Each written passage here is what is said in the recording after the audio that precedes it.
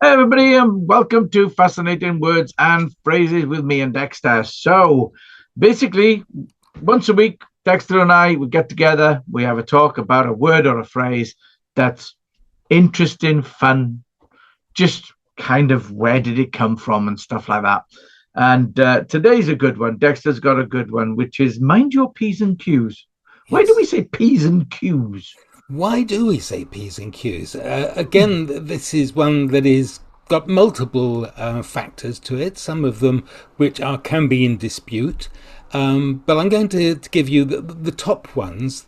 I remember always being told when I went to visit people or I went to a party, my mum always said to me, "Mind your P's and Q's," and I always thought that meant please and thank yous. And as we left the party, we used to say, "Mummy says thank you for having me, and please can I come again?"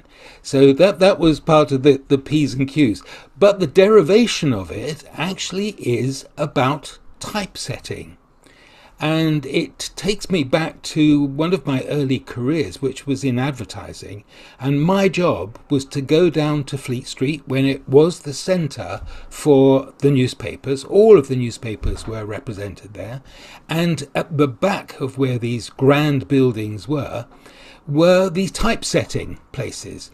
And the term hot metal literally meant that the machines were churning out pieces of type which then the typesetters used to put in the frame, and I think it was called a chase.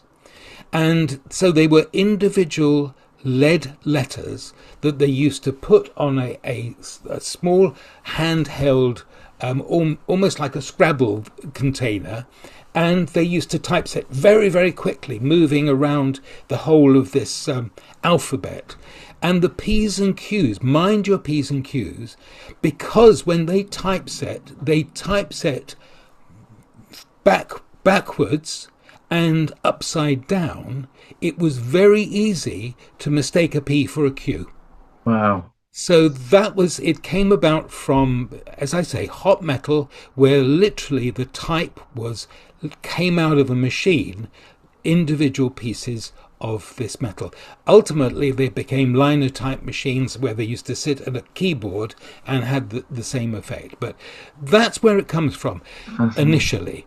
The other thought is that the P's and Q's were used in pubs. When people ran up a tab, they either had pints or quarts. And therefore, the tab was P and Q, depending on what they were drinking. So there's two elements for you. Either, and certainly was the case, typesetters had to be very careful when they were typesetting P and Qs, or it's in the pub where the landlord was able to monitor what the patrons were drinking. That's That's it. amazing.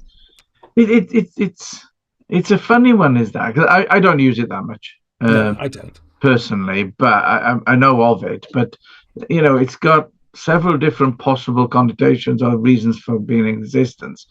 I think for me, I would have to go for probably the typesetters. Yes, Because that seems the most sensible because it's yes, backwards and P's and Q's obviously in lowercase, obviously, yes, um, look very similar.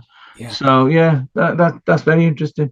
So if Mm. you found that interesting, please feel free to comment and join the conversation. Tell us what you think, and yeah, subscribe and like the video. And well, that's it really. We'll see you next week, every Wednesday, 9 o'clock.